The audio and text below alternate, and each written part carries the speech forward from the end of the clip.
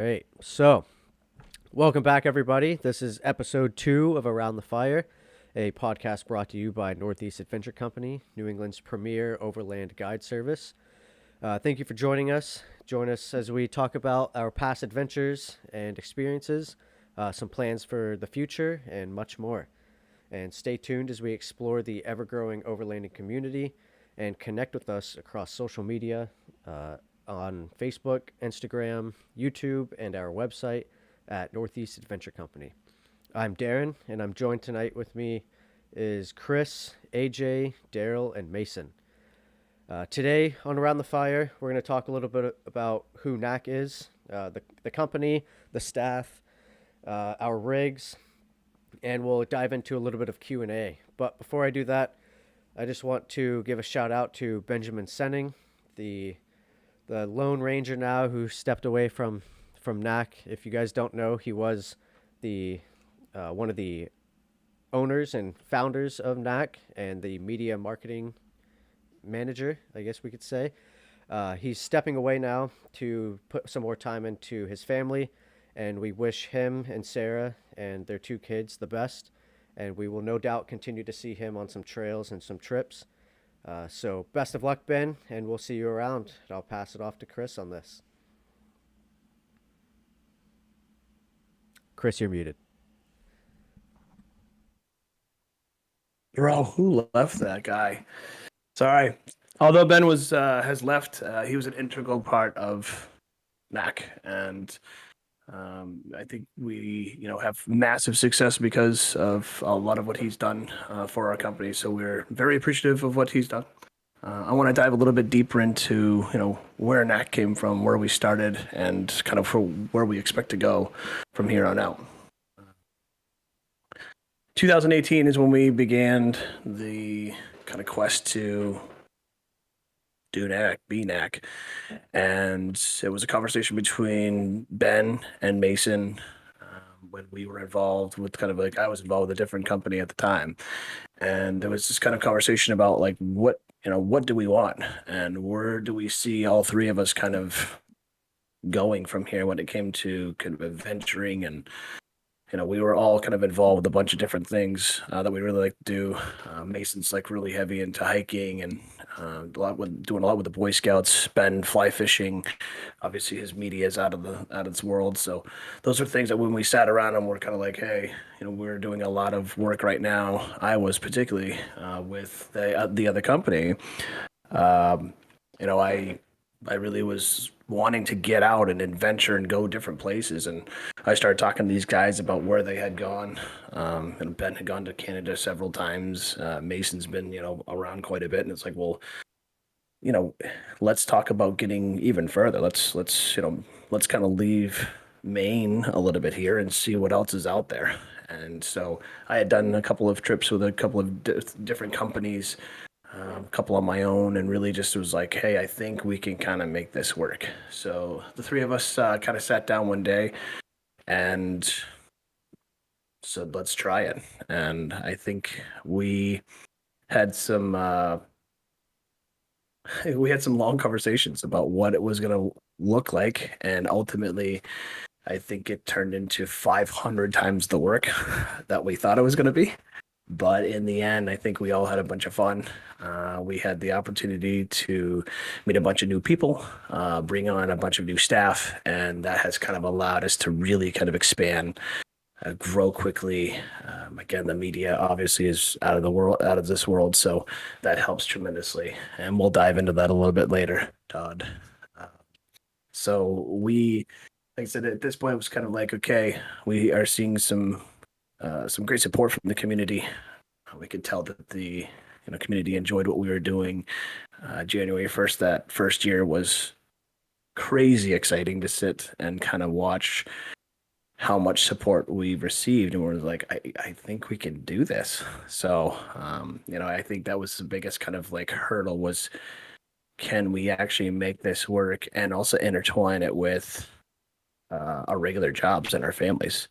And so I think that initial hit on January 1st was fun, exciting, and it kind of propels you through the season, knowing, hey, listen, you're kind of striving for that each time, and then come May or June-ish, depending on which year it was, we always we jump right into the season, and then at the blink of an eye, we were at Santa Sleigh Ride, and it was like, oh my God, what just happened? Like our whole year just went sailing by. It was crazy. So um, I was really, like I said, impressed with the support that we've had throughout the community. So I the hope is obviously that we continue to kind of keep going.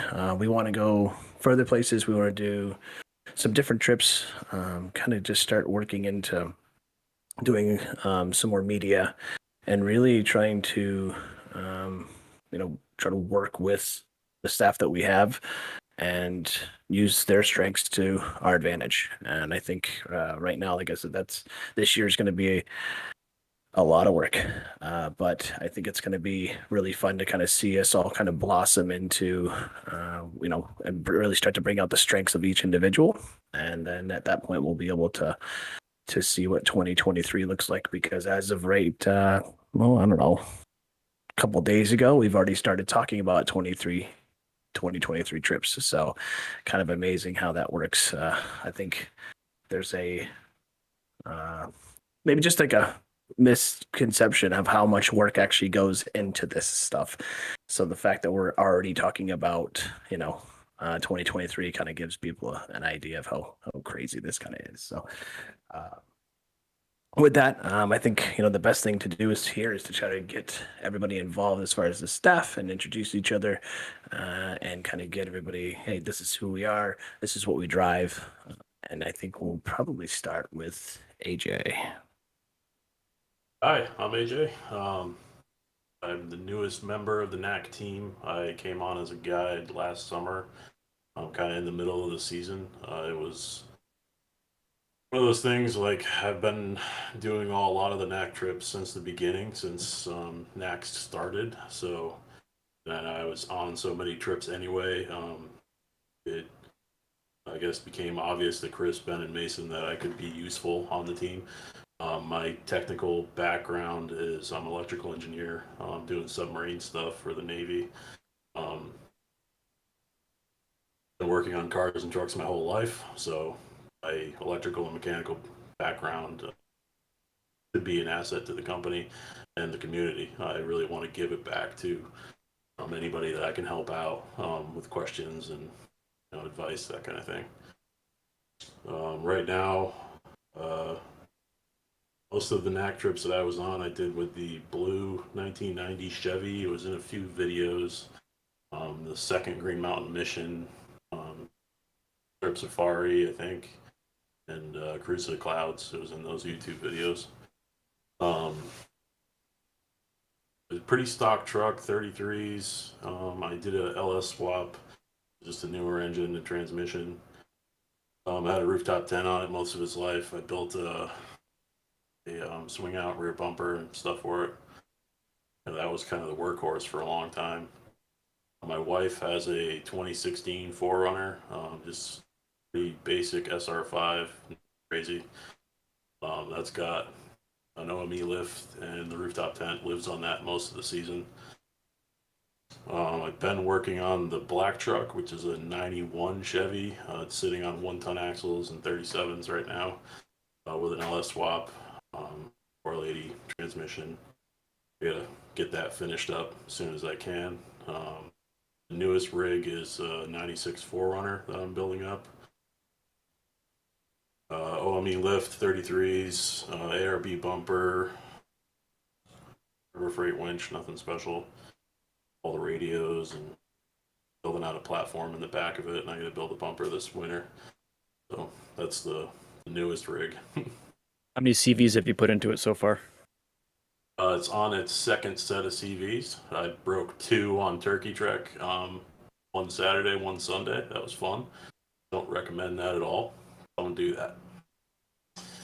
But I think I've got that pretty well scienced out. It went to Adam at Built East. He did the JBA upper control arms, some taller front springs, and really scienced out the alignment for me. I think that was the biggest issue with those CV axles. they were just going past their travel. We got to do limit straps and bump stops. That'll help a lot to with the reliability there to take care of those issues. But yeah, that's it for me. Aaron?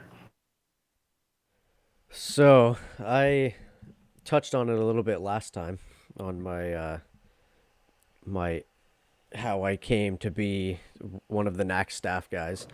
But just to go back into it, I had found them on Instagram or Facebook or somewhere along the line, and I messaged them and I was like, "Hey, like I'm really into cars. I have a camera. If you want, I'll start doing this stuff for you guys. Do a little free work if I can tag along." And that went nowhere. I didn't really make it. Obviously, it was shot in the dark. These guys are busy. They don't have time for I remember a I little guy remember like talking me. to Chris and Ben and seeing that and being like, who does this guy think he is? Hey, you got to know your worth, right? No, just kidding. Here we are. And then I bought the new or the rig that I have now, which is the 2018 Forerunner TRD off road, and I messaged Ben about it, like, hey, what are some good options for this? Lift, tires, blah blah blah, and ended up going down to his house and removing my old suspension and putting in his old man emu lift, and him and Chris helped me do that, and my buddy Jeremy Carter, and that was, we thought, a couple hours we'll have this thing done. Nope.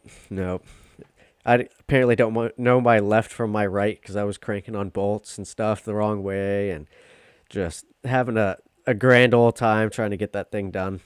But I ended up talking with these guys a little bit more, hanging out, going on a few just kind of like fun runs, just the three of us. I think it was one trip out to Mount Abbott, and one thing led to another. They asked me if I wanted to jump on as a media guy, come join the staff, and here I am now, filling some big shoes with Ben being gone. And shout out, Ben, you left a great legacy, and I hope I can live up to the media level that you kind of set. But anyway, with my rigs, I have a 2018 TRD off-road Forerunner, just some basic stuff, 2.5 to 3 inch lift, the Dobinson's long travel suspension. I have a pan hard bar relocation and lower link skids that AJ helped me weld on, and by help I mean he did it while I sat there. I have you helped. I helped. I hit myself with a wire brush every now and then. I've got 285 7017 Wild Peaks. As every Falcon fanboy knows, they're the greatest tire ever. The front Victory front winch bumper with a come up 9.5 winch on it, and the Victory rear bumper, full Victory skids underneath it. It's a pretty good rig. Gets me where I need to go on these trips, and it's a slightly more reliable vehicle. I just also bought a 2001 Tacoma, 200 something thousand miles, and that is currently sitting through a door back there behind me in the garage, and I will slowly be working on that this winter, just getting it ready for some of the harder trips, so I'm not putting so much abuse into my Forerunner that I still make payments on, so I shouldn't be breaking it too much. And it's a little more expensive to fix than that little 2001, but that's about all I got for rigs. I'm hoping, eventually I'll become like Chris and Ben and AJ, and I'll be able to build up my garage a little bit more with stuff that I'm working on. But yeah, that's about me. That's all she wrote for my story so far. Daryl, you wanna dive into the Jeep a little bit? So I guess in reality, my off-road life started when I was 16. My first vehicle was actually a square body Chevy on 35s. And, being 16, just a kid, I knew nothing about off-roading and basically would just take it down off-road trails. I had absolutely zero gear. It would break. I would walk out. I would find parts to fix it, go back out and get it out of the woods. And then fast forward to many years later, and I picked up a 2012 Jeep Wrangler that at the time when I bought it, it was on 33-inch tires. I've done a lot of work since. Immediately after buying it, though, I found Chris and the Overland community. Really fell in love with it. I mean, Chris and all the guys were awesome to be around, so just basically started going on all the trips with them until just like, AJ and Darren, they're like, hey, why don't you just be a part of it now? And that happened a couple years ago. I was brought on as a guide. I've built out the Jeep quite a bit at this point. It's got long arms, 4.5-inch lift on it, 37-inch tires, fully trussed gusseted axles, shafts, limited slip front and rear. You got the Smitty built 9.5K winch on it, Gobi rack, CVT tent. I mean, I've done a lot of work to it since I've bought it. Full rear seat delete. I've built a platform in the back myself. Basically mimics many of the other platforms you see other people offering. Built that, have a drawer system that has been in and out of it. I've gone back and forth between the drawer system. I like it, but it takes up a lot of room. So, I mean, it has its pluses and minuses. I mean, that's where I'm at. I have no other rigs, just the Jeep. That's the only one that I take overlanding, and that's pretty much it. Mason. I think that leaves me next, huh? Yep. So Yes, it does. I think Chris kind of told my story pretty well. We met back in it must have been 2016, 2017 at this point, and with the company he was working with previously, we met through that. And kind of like everybody else here, we did a bunch of stuff together and decided that we kind of had all the same interests and decided that we wanted to, do this on our own. So Ben and I and Chris got together and formed what you guys now know as NAC. And we've been doing it ever since. And it's grown from, what do we do? 2 trips the first season, Turkey Trek and Santa Sleigh Ride. And so we went from 2 trips to, what are we offering now, 12, something like that? 12 trips a year or more. International, so we're doing Canada. I mean, I never thought we were going to do that when we started. So that's pretty cool. Let's see, what else about me?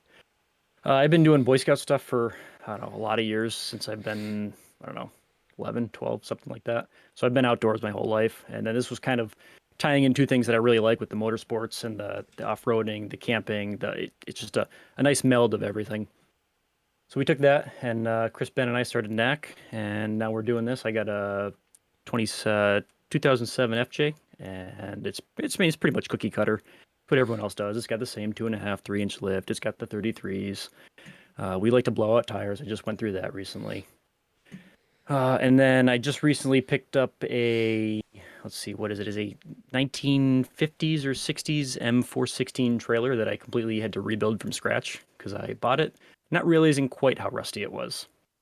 So it was my first major fabrication project. I did that, rebuilt the whole frame, redid all the suspension on it, did all the sheet work, all the metal sheet metal work on it, built a lid for it, mounted my tent from the truck onto the trailer. So now I towed that full time as my off-road overland kind of setup.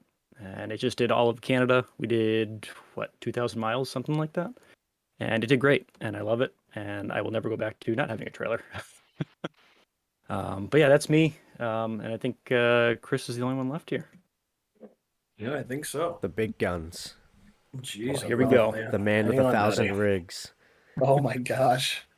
I know Katie's like, hopefully she's Well, listening. or She she's not, I hates don't this know. episode. She hates this You wouldn't be a episode. Mainer if you didn't have 400 rigs in your yard. Exactly. Oh, it's true. Yeah, I always look on Google, like I go, aerial view. I just want to see what they What's show. moved around the yard. Yeah. That way I can actually, like, if I have to hide something, like if Google's gonna like dime me out, come on, guys, like literally help me. So yeah. Where do I start? So way back, I guess. I think I originally started this whole kind of adventuring, overlanding, I guess they call it now. I started with a 73 Volkswagen Beetle. It was my first car ever. That's how I learned how to drive stick, and I literally I brought that thing everywhere. I brought that thing into some crazy places. Wire Bridge up in New Portland, Maine. Like you go over the bridge, and way back in the day, it used to turn into just a trail. And I've been stuck way down out back there before. And this is a rear-wheel drive, like 1,500-pound vehicle, 2,000 pounds maybe. Well, when it So gets stuck, you just pick it up and carry it out. it was so much fun. It was just such a blast to have that thing, and obviously the maintenance portion of it for a kid who is 15, 16, and then headed up into college with that was just a nightmare. I had no business with thinking that I could kind of keep up with it. So next rig up that we did anything with was Ford Bronco 2, the small ones, the cool little like non-OJ Simpson ones. Had instead of 32s on that bad Larry, and that was a rig. Largest V6 they made at the time, 2.9 liter. I mean, just fury. So I made that into my 120 horsepower. I made that into my off-roading rig. Did that through a good portion of college until I got bit by I don't know. I guess maybe it's a bug for some people, but I felt like it was in need of a very large truck with a very large lift with some very large tires and a very large exhaust. So Is this heading into the Yee Boy stage?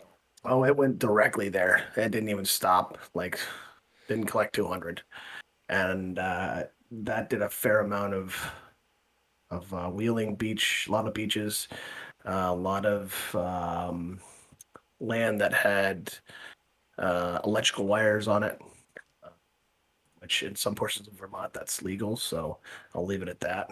That was my 21, 22-year-old stage.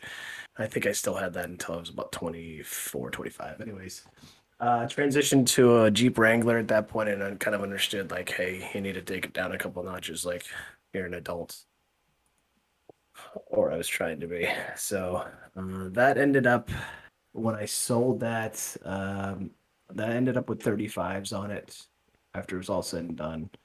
And it was a good rig. Manual Rubicon. I mean, those are just solid. It was a 2003, so it was the first year. Solid little comfy rig that just did everything I needed it to do. But then you kind of transition into, starting to build a company, and we just bring so much additional stuff with us. So even the small, just it was a two-door Wrangler. So it was a TJ. So that just the necessity of bringing so much stuff, and then also sometimes having a significant other go with you, like it just immediately turns into we need more space. And at the time, one of the hot vehicles was the FJ Cruisers, Mason, as you know. So I wanted something that was, I wanted something that was very unique. And I kind of like being the guy that's kind of the one-off Larry, if you will. So I found 2010, and it was a Trail Teams. So it came in like that tannish color, and it was one of 1,500 ever made. And I was like, yeah, that's what I need. So ultimately, I don't ask me how this happened, but that vehicle actually started as a salvage title vehicle. That was in an accident down in Georgia, and it was hitting the front end, either a tree or a telephone pole. And it was the perfect candidate to just bring up here. It had a spotless frame. It had like 25,000 miles on it. And I replaced the whole front end. I didn't do it; somebody else did. But then I had them replace everything else that I needed: front bumper, winch, all that stuff. And so now I've got this, fairly decent FJ Cruiser. Put some, yeah. I mean, I've started with, I don't know, remember where I ended with it now. I think I got 35s on there now. Still in the driveway, by the way. So, yeah, I mean, I just ended up like using that as the kind of test vehicle for everything, and it's helped me to kind of also give a lot of product kind of reviews for people, and also kind of just work through what it's like to kind of start, building up a truck for overlanding and for company use, because again, we need to have a lot of things that other people don't bring with them. And we need to kind of be able to teach them through it. So the FJ was a absolute animal. I love that truck. And ultimately it met its demise. A very large, deep, encrusted ice hole on a pre-run of all times. And I apparently felt like then it didn't need to actually have any antifreeze in it to run. And I was going to try to make it the trek back to Daryl's house after like, I don't know, it was like 10 miles. And I think we made it like 0.3, maybe 0.4. And Yeah, I mean, you made it a couple. You made it like a stoplight or two, and yeah. So But that she, says a lot because out here there's not a lot of stoplights, so that does say a lot. we were doing well. We were doing well. So it was a blessing in disguise, I think. I love the FJ, and I'd love to see that, maybe get fixed someday, but it's probably not in the cards right now just because It needs a lot of love. it needs some love. So with that, we kind of me and Katie, my wife, we recognized that we needed to also have a family vehicle because we're having Finn. So we knew that, hey, listen, Finn's around. It's time to be able to have something that's kind of more of a family vehicle. And so we started looking out, per Ben's suggestion. Ben's like, hey, if you want to be unique like that, you always want to do, he's like, you should get a Prado. I'm like, okay, we can kind of do that. We can work that through here by getting the GX 460. And I hit it beautifully because it was right before the market exploded. And so I bought it in February, and by the beginning of the season, it had everything that the FJ had and more. And so I built that truck extremely fast. And it was, it was crazy. But right now, I'd suggest it's a different type of vehicle. I love it for the comfort. I love it it does actually get a little bit better mileage with the V8. I love with the 34s that are on it. I love it for the power that's there. But it is an absolute tank. And so I needed to relearn how to drive a vehicle that weighs 7,000 pounds. And I tried. The first trip out, I took it on. I pile drive that thing right into the largest rock I've ever seen. And the front end was just like, yeah, I don't think so. So that's when I quickly realized, like, this vehicle is so heavy, it just loves just grenading down the trail as fast as it possibly can. So I needed to kind of work with that. But other than that, it's been an awesome vehicle. I think it's in a space where I might end up looking to get rid of it this year, just because I want to try out a pickup truck. I've never had one before. So I've seen a lot of cool builds, and so that might be something we may be transitioning into. But as of right now, for a touring vehicle, I'd probably say that the GX is my favorite. For a wheeling vehicle, I'm probably going to say the FJ. I think the FJ is the perfect size. It's not as small as the TJ. It's not as big as the 4Runners, and I knew that thing like the back of my hand. I love that thing. So, I'm excited, like I said, to see where the new year brings. I don't know. I'm really looking at like in the first gen Tundras. That's something that's really kind of like perking my interest. So I might have we'll a green 2001 Tacoma that you can have no. by the end of this winter. Oh, boy. Oh man. Okay. By the end of the winter. Talk. Yeah. Let's talk. Cool. So so anyways, that's us. That's us as the staff. We definitely said at this point are just we are trying to kind of figure out what this year's going to look like when it comes to being able to be a little bit vacant because Ben isn't around. And so we are now kind of the last couple of weeks here have really started to kind of like pinpoint how we as staff are going to, really come together and work to be able to make this year the best year we possibly can. And so I think with that, our next kind of section here, segment, Mason, if you want to take over, just kind of give us kind of a rundown of some of the updated to 2022 trips and some of the sold outs and things of that nature.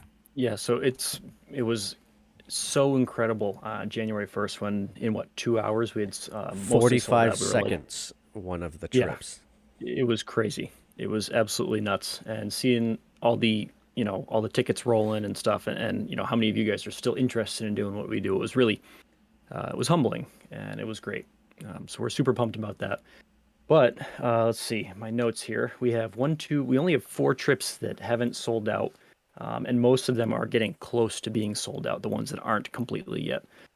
Those ones are the Old Iron Rally, the Ugly Sweater Fun Run, the Notting Van Rally, that one gets me every time, and the Summit. And we want to see all of you guys on all of these things, especially the van people. It's something completely new that we're doing this year, and we really want to kind of see you guys and interact with someone that's outside of our typical kind of clientele. So that's super cool. But yeah, we've got, I don't know, probably all in, we've got like a dozen tickets left for some of those. So not many, but split between 4 trips. But beyond that, we had a question about the Swisha Trip. I think, was it Charlie that asked? Who asked that? Anyways, the Swisha Trip is something that we as staff, myself and Chris, have done before. Ben was there when we did it also. This was back in early 18? Was that when we did that? So we're going to do that again, but we're going to open it up as a client trip. And it's unfortunately sold out for those of you that didn't get a ticket. So keep an eye out because it's going to be a really fun trip. So if someone sells a ticket, make sure you snag that up real quick. But it's something like, let's see what I got here. We got 550 miles that we're going to do in 3 days. And it's way out there. The whole thing about this trip is it's more of a marathon than an off-roading trip. Pretty much anyone's vehicle could do this trip, but you've got to be prepared to be entirely 100% self-sufficient for just about the whole 3 days, which is a little bit different than a standard trip where we're normally, half an hour, 20 minutes from the nearest town, at least a little bit of cell service. But we're out there in Canada when we go to Swisha. So it'll be a little bit different than what we normally offer. And it's going to be... The fuel, too, is kind of exciting. Oh, yeah. You got to carry... What did I carry? I carried a whole tank of gas, and I think you carried just about a whole tank of gas too, Chris. Yeah. And your what were they? They were traction board fuel tanks, right? Oh yeah, some overseas Sounds safe. knockoff. It was wonderful. Yeah, it was unbelievable. Pretty sure they were marketed on Amazon as Rotopax metal knockoffs that were advertised as traction boards and a gas tank, which lovely, absolutely lovely. But yeah, I don't know why people wouldn't think that would work. Like that's legit to me. Like that's a good idea. Yeah. As the gas expands, it gives you more traction because the board gets thicker. Yeah. Right. It adds lift. Big brain spin moves. Your tires. It warms up. Yeah. There you go. Smooth brain, big brain. Big brain. But yeah, so we've got to carry like a whole tank of gas. You got to be ready for that. All your food for the whole week. There is no just running down the trail back into town to take care of some of this stuff, which is a little bit different than what we normally do.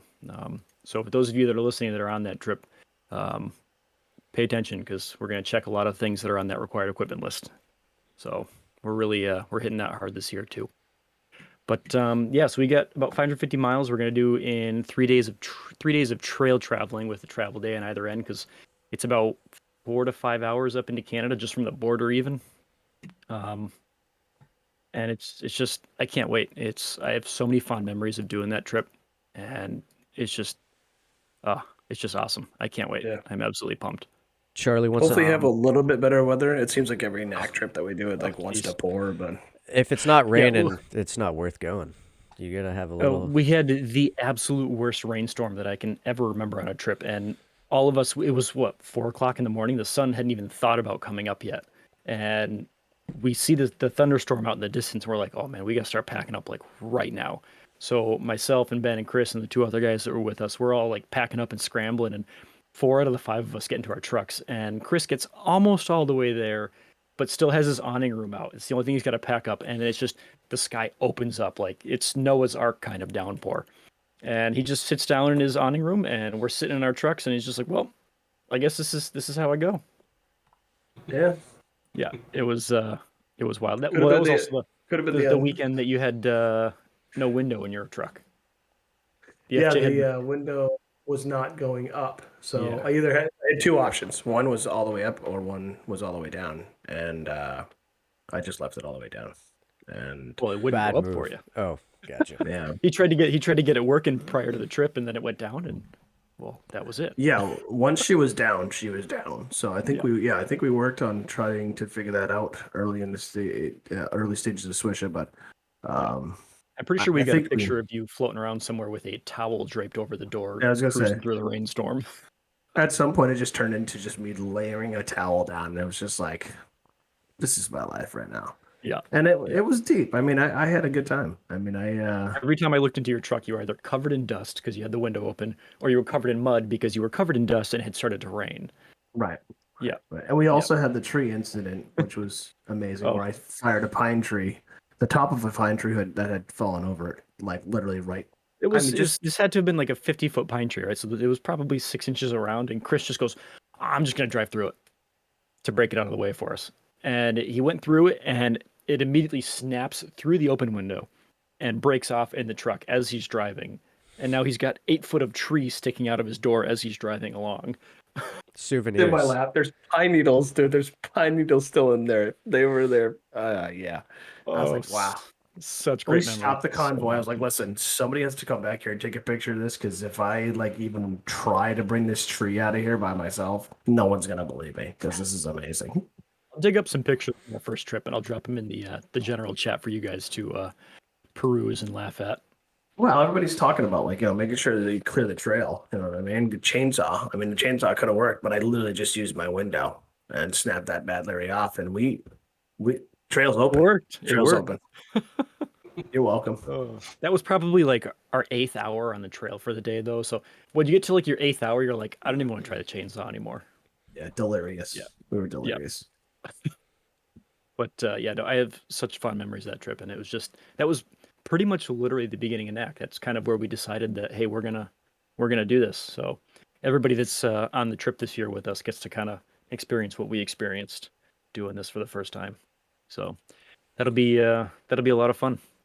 And yeah, that's it. Everything sold out. We're doing well. We want to see the last couple things sell out here so we can meet even more of you guys. So that'll be awesome. Get those tickets. Get the summit tickets. That's going to be a There's good only a one. couple left. So Charlie wants to know on Swisha 550 miles worth of fuel? Question mark. So we do have a couple of refuel points. I think our longest stretch here, looking at my notes, is almost 300 miles. So you've got to carry enough fuel to go at least 300 miles. So some of you guys with more fuel efficient trucks or massive gas tanks, not so much of a big deal. But if you have a FJ or something smaller, definitely consider carrying fuel. Yeah, that's a lot. And, That's a lot of What would miles. Yeah. What Yeah. about And it's a lot of off-road miles Oh, in sorry. 4x4, so your standard mileage is not going to calculate to what you get out in the trail. So AJ? What? With that big aftermarket tank that you have for the FJ now in the trailer, like that thing's just going to be the fuel tanker for the entire run. We don't even have to worry about this. Yeah, it is. yeah, I'll, That's I'll the set up a Hammett. vending machine off the back with a fuel pump, and you guys can all just fill up. And premium rates out in the woods, though. Yeah, of Premium course. Yeah. $6 a gallon. So I mean, $6 a liter up there. you might have to carry some fuel with you, but what about if you have an electric vehicle? How's that going to work? Ooh, What about that? might have What about that, answers for AJ? this. Could we? Could you think we could take an EV on some of those rides next year? Pure Charlie wants to EV. know. Yeah, I think Machete asked about the 4xe, the hybrid Jeep, first, and then Charlie kind of expanded on it. To Correct, the yeah. EVs in The general. 4xe Jeep, I think we've actually had one on a trip, haven't we? I believe at Yeah. the training, wasn't it? We did. Yeah, right? Yeah, At the 101. 101 training last year. And that thing was pretty impressive on that trip. Just the gearing potential of it going downhill, not gearing, but you know what I mean? The electric motors, just being able to control the speed of that vehicle, way more than you can in a gas truck. unless you've got like 5 transfer cases in your FA, right, Jason? Yeah, we're working on that one too. More transfer case and fuel tank. Yeah, about that. I'm gonna have more gears than I do have gallons of fuel. But, sorry. But a pure electric vehicle on an overlanding trip, I don't see how it's going to work. Not right now, anyway. I'm sure the technology will get there, but not there right now. They're not putting And Tesla it's not so superchargers much on a Swisha Loop. it's not so much a vehicle issue as much as it's an infrastructure issue, right? Right. Yeah. Vehicles are totally capable. They're going to be. Electric motors are awesome. It's just the batteries don't last long enough. They take too long to charge, and the infrastructure isn't there to support it.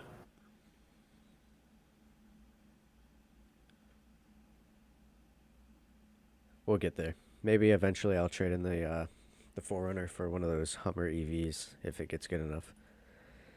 You don't want a Tesla truck? Cybertruck. I bet I could carry. Cybertruck. I bet There I you could go. carry a bunch of stuff in that with that little weird bed it's got going on. Have you seen the concept art they have of like the pop-up tent that comes off the back? Oh yeah, that would be sweet. Yeah. If it Yeah. if Yeah, it ever pretty comes sweet. true. Just We'll see. imagine the amount of like camera gear I could charge off of those trucks. Oh wait, that's a perfect segue. Good job, Darren. So camera gear, videos. Todd, I know you've been wanting to know, when are we bringing back the videos?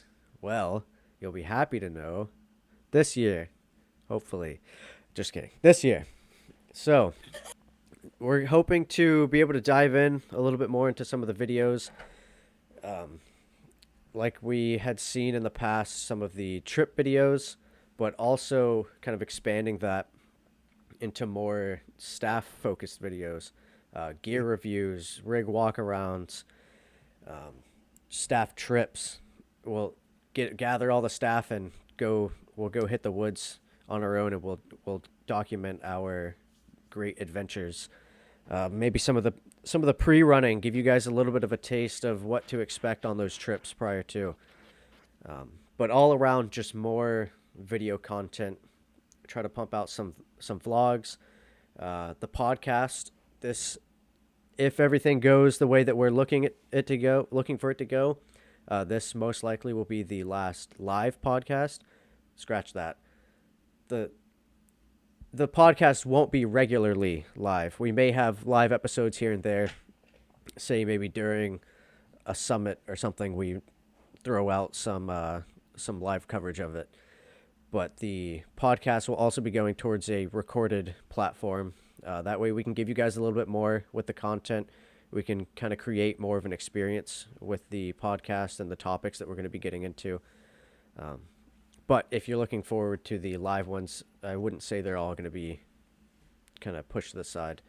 But overall, more video content, a broader expanse. So you may not see as many of the larger trip videos that you did last year or year before or whenever. But more content overall is what you should be expecting. We thank you guys for all of your suggestions. If you have more of them, please just keep dumping them into the chat, email us, message us personally, anything. Things that you guys want to see, things that you're interested in. Kind of helps us keep that creativity rolling and kind of give the people what they want and what they're looking out of for NAC. Definitely. Hey, Darren, can I add something real quick? Sure. So the other part of that too is recognizing like what it takes to be able to put that media stuff on, right? And so I think throughout the years we've kind of done a pretty good job of trying to perfect, getting out on the trails and being able to get the video when it's needed. And sometimes, sometimes what we end up doing is having to stop the convoy and kind of work through that. And it's a usually a quick transition, but those are the types of things that we would need to continue to do to be able to make sure that we get that content. With that, I'm super excited about this year. We have had more support than we've ever had, and because of that, and obviously this comes from the trips. So the purchasing of trips allows us to be able to purchase equipment. And in this space, the equipment is ever changing. So, you can burn through laptops pretty quickly. When we started kind of figuring out how much content that we had, and we're talking with Ben about it. I was floored, and I was like, "Oh my gosh, we have a ton of content." And again, we need the storage to be able to have that. We need the computers to be able to run it. Terabytes and terabytes. Terabytes, yeah, several terabytes, 8 to 10 terabytes. So, and that's just a single computer. So all of us generally run a camera, and so yeah, there's a lot going on there, and it's only again, we kind of burn through different things. Technology tends to get better throughout the years. So for us, the support that you guys give us allows us to be able to give you the quality content that you're looking for, the media that you're looking for. So I just want to say thank you, because at this point, like again, we'll be investing in more quality equipment to be able to make that happen. And the more, like I said, the more trips that are purchased, even like the bigger ones like the Summit and what have you, that will allow us to really be able to kind of tackle that and go even deeper on it, which would be really cool.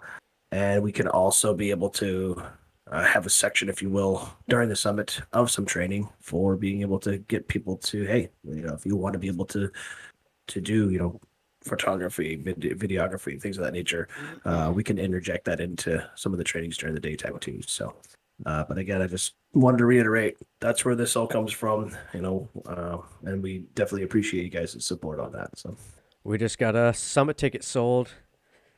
We're gonna see Sweet. what is it now? A bright red Hummer at the at Summit. Oh, okay.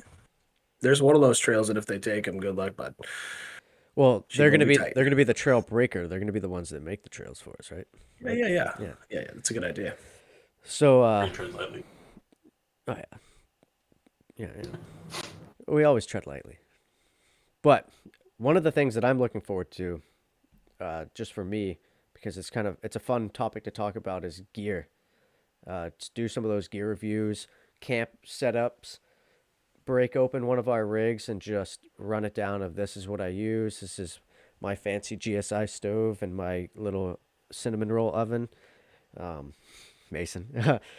And because if there's one thing we all like, it's having an excuse to get more gear or getting that new piece of gear, that new piece of equipment. But sometimes it's not always great, right? Sometimes you get something that you're super excited about and you're like, oh, this will work perfect. And then you end up with a chair like this, that if anyone has seen me sit in the small little chair on trips knows that it can't support me. And that's not asking much. And it constantly I'm pretty sure we've got video of you collapses. falling over in that somewhere. Oh yeah, it's constantly collapsing. That's hands down probably one of the worst pieces of gear that I've bought. But the best gear that haven't even gotten a chance to use, but that I already know I like, is that little red pouch up there with the ratcheting wrenches, because sometimes the socket doesn't fit where you need it to fit.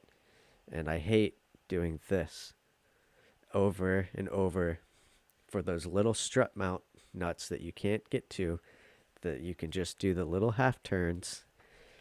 But if you put a Sawzall. 3/4 inch body mount on your truck, it makes it so you can put a socket, like actual socket in yeah, there. but then I learned that one. No, too easy. Yeah, no. No, we just want to suffer. Let's just suffer. If I had done that, I wouldn't have gotten the ratcheting wrenches. So I got to get something new out of it. There you go. What about you, AJ? What's your favorite gear? Worst gear? Weirdest gear? I think my favorite piece of gear would be my Benchmade knives. I carry one pretty much every day, use it daily, so yeah. I second the Nothing- Benchmade stuff. They make primo knives. Big time. It was great for cutting the boots on my broken CV axles on Turkey Truck. Worst piece of gear would be, I forget the brand name, but it was some like crazy fold up, no poles tent that I bought. It was too small, and it leaked rain so bad. The design was like the windows went up the side, so it just rained straight in. I'm like, they built this for the desert because this doesn't work in New England. And it rains on every NAC trip, so yeah, that was probably the worst. How about you, Daryl? So, I don't know. It's tough to really pick out what I find as the best gear. Quite honestly, I think I'm gonna go with the Dometic fridge as my best thing that I've bought. I used the cooler for a very long time, and going to a fridge and not dealing with ice has been absolutely incredible. I mean, I use it most out of anything that I've bought. That thing is used constantly on short trips, long trips. I mean, you name it. It's just amazing to not have ice and have all of your food still nice and cold. Worst thing I've ever had on the Jeep, I did some windshield mount lights in a spot beam, and I drive a white Jeep. So whenever I turned them on, they were so blinding off the hood, they were literally useless. They they were extremely bright, but they blinded me to the point where you couldn't see anything anyway. And I used them twice, and then I tore them back off and sold them because they were absolutely useless. That's overland points. You need those overland points. Yes. The fridge makes up for it, I guess. Yeah, you need the FJ came. My FJ came with a. Oh, He got Daryl's gone. He got mad about the lights. Good talk, Yeah. Daryl. Good talk. Good Yeah. talk. Yeah, somebody here didn't like the fact that he was talking to us about lights. See ya.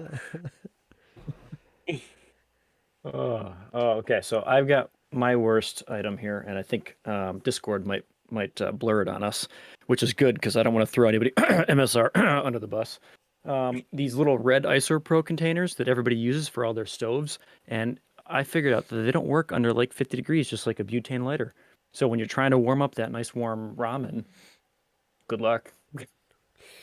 So it's yeah, you end up eating crunchy cold ramen, not fun. That's the best. Yeah.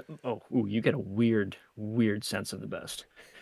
Must be those MREs you guys are eating over there. That's my best gear. Let's be honest, dude. I eat cold beans and PB&J on trips, so it doesn't take much to impress me. You're gonna fire up your little container, and when it doesn't work, you're just gonna eat the cold beans out of the can that you slapped right onto the burner. Exactly. Exactly. Yeah, and I got a lot of best stuff, so I'd have to hold my best stuff for a whole nother conversation. Just pick one, Mason. You can do it. Oh boy. Oh well, that's easy. It's my trailer. The trailer is easily the best gear that I've ever owned because fair I can enough. put all of my other best gear inside it and bring it with me. Fair enough. What about that little Zodi propane heater? I'm surprised that Okay, that's you that's and kind of AJ part of didn't the say trailer, that. but that's awesome. Oh, does he have it? Ooh, There it is. AJ, Ooh, that one looks shiny still. You haven't even used that yet, have you? AJ, Oh, yeah, I'll it's PayPal like you. brand new. I'll PayPal you the fridge money back if we can do a tradesies. So, if anyone else finds one of those propane heaters, because now that AJ and I both have ours, if you guys find one, they are worth Dibs. every cent of what you can buy them for. They don't. I don't think they make them anymore. Or if they do, they're in extremely limited quantities. Amazing. It was 2 degrees this weekend as a high, and it was -7 out while we were sleeping. And having that heater was primo. Yeah, they I don't just they don't did make what them you anymore. said to do the saved search on eBay, and when one popped up, it was like brand new condition. I just made sure I want it. It's definitely the way to buy one. Yeah, it was about -7 out overnight, and that thing had my tent up to like 35. So, which 35 doesn't sound like a whole lot, but when it's below zero, that's pretty much toasty. the beach. That is Yeah, toasty. that's roasty toasty. Shorts weather. That pretty much, yeah. Chris, So if you guys find one, buy one. Chris, you probably have some Yeah. pretty decent gear piled in the back of the GX. Yeah, I have tried so many things, and I'm just gonna put this out there up front because it's like one of the things I love to do. I love to try new gear. So if you guys are ever in a spot where you're like, "Hey, I don't want to buy this," maybe some idiot will buy it. Just text me. I'll do it. I got it. I'm on it. He's probably and already I'll- bought it. It's possible. I have so much stuff that I've tried that it's hard to kind of pick and choose. I'll do two. The diesel heater that I have is probably one of the most amazing pieces of equipment. The propane I haven't tried yet, so that may be on in the works. But yeah, I it's just so nice. My diesel heater was able to, and those of us who have been on the trips would be able to attest to this. But that thing literally was able to try to put enough air out that it pressurized my tent as a 10 by 10 awning tent. So this thing is like 10 by 10 by 10, and maybe not that tall. 10 by 10 by 8 probably. And it was beautiful in there. It was absolutely amazing. We had the little guy with us on some of those trips, and it made it just incredible. The only issue that we did run into with it was when we went out with Daryl to Moab, and because of the elevation, it wouldn't work. So I didn't realize that that was going to happen. So apparently, you can change some of the settings. I didn't know, so we froze to death. But other than that, yeah, that's probably one of my top pieces. I'm probably gonna get a lot of S for this for sure. But one of my favorite pieces of equipment that I have is called a partner stove. It is fairly expensive. They definitely have gone up in price in the last 2 or 3 years. I bought mine on Expedition Portal through a group buy of some sort. It was an excellent deal. They have a ton of different options, and they have partnered with a couple different companies to actually make like pull-out drawers and stuff like that, so that you can actually buy ones that have the controls in certain areas. So mine is like a 22-inch. It's all aluminum. It's definitely it's heavy duty. I've never had any issues with that. One of the, I want to say, issues that it does tend to blow through a ton of propane, but that thing will put a pot of boiling water on in like a minute. I mean, it is incredible. So you're gonna rip through your 1 pound propane tank, but you're gonna have amazing boiling water.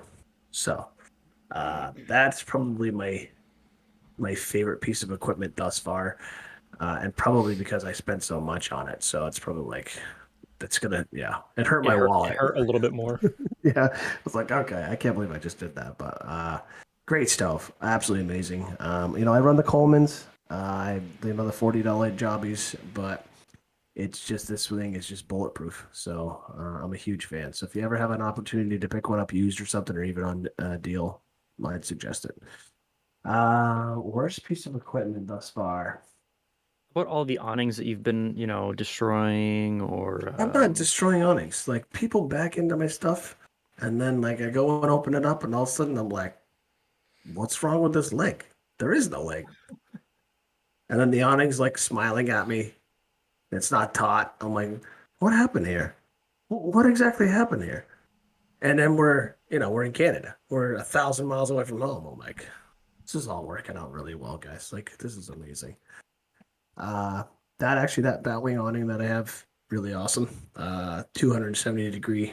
I would suggest that too, for those especially who have little kids. just don't drive into them? Just don't drive into them. Yeah, they don't hold up very well that way. Worst piece, I think I have a propane powered shower heating unit out in the garage. Now, not the one that I built, but there was one that was made by some company. I don't know who it was. And it's never worked since day one. So that's probably my worst piece of equipment. I can't really. I remember trying to Thank help you. you set that up in Canada, and the two of us are too dumb to figure out how to make that thing work. Yeah. It wasn't. I wasn't impressed with myself, and I sure wasn't impressed with that product. So the two combined, I'm surprised it made its way back across the border. It was easier to have a couple more IPAs and forget about having a shower. Yeah, I mean, we had propane. We could have taken care of the problem right there. Skyrocket out of that thing. See you later. But yeah, I think that's probably the worst piece of equipment. There's tons of pieces of equipment though that I love, like my sliders. I mean, I'll put sliders on any, especially like the kickouts that are on the FJ. One of my favorites. I don't know how many times I've used those to be able to save the sides of the FJ. I mean, Yes. Sliders are great for not, bashing your rocker panels in. Right? Yeah, you remember that one time? Yeah, I remember that one time. One of my first time spotting for AJ, he let Ashley his wife drive, and I spotted him right into a rock, and then all of a sudden the rock was in his door. I think maybe kind of Like in the door. Couldn't, like in the couldn't door. open the door. And she was driving, and it was in the passenger side, and AJ's sitting on the passenger side. He kind of looks down at the rock, and I kind of look down at the rock, and we're both kind of like, Okay. Big Blue. Big Blue coming through. oh, yep. And that's a truck you drive what on a daily basis now? Oh yeah, it's still a daily driver. Forerunner is stuck in the garage doing wiring and stuff now, so Oh, Blue don't care. Oh. Ain't care. Blue don't care. Frame sliders. I like how none of our, well, Chris sort of at the end, none of our gear was like, stuff that actually makes the vehicle better. It's just things that, like, yeah, I can cook a mean breakfast sandwich on this thing, so that's got to be my favorite. Well, when your truck is broken down because you don't have all those things, that You're mean right. breakfast sandwich is going to come in clutch. You're right. Yours got to be cold, and you got to have hot food. Yeah. What Yeah. else When matters? AJ and I are sitting in 6 inches of water that's flowing down a stream in a straight river, rescuing a truck, and Machete Pete comes walking by with a grilled cheese. Yep. The little gear is what Something makes it. warm always makes it better. That's literally the It only all thing that soup. get me going. Old Tubby makes that 10-mile walk much easier. So we just got a comment in the chat that said, you guys are really just in the closet foodies. And 100%. to really drive that home, I don't remember what trip it was, but Mason knows exactly probably what I'm about to talk about. We were stopped on the side of the road, waiting for everybody to catch up, and 100 feet in front of us, there's a cheese store. And I walk up to his door, like, Mason, you see that cheese store? He's like, of course I see that cheese store. Like, you think we have time to get in? And as soon as I'm trying to say, you think we have time to get up there and get something? All right, we're all cut up. I'm like, no. It was hands down ruined the whole trip. I couldn't even eat. That was couldn't do Wicked anything. Waterfall 2020, I think. Right? Yeah, I think so. That was. Yep. The cheese store. I remember because we were waiting for the train to go by. Yeah. Yes. We were trying to estimate how long that train was. You think I have time? You think? Nope. Worst. Yep. Biggest disappointment. But this food makes it. Yeah, food makes everything better. I think that's our time, folks. That's it. That's all we Locked got. and loaded. Thank you guys all once again for joining us and the continued support. I'll get back into it. Like I said, the podcast, we're hoping to really bring that towards a recorded format, less live and more production style videos. Kind of bring you guys a little bit more of the experience, kind of bring better content for you. Thank you again for joining us, and keep an eye out for the next episode in February. Have a good one. See you guys. Take it easy. Hi, everybody. Peace. Yeah.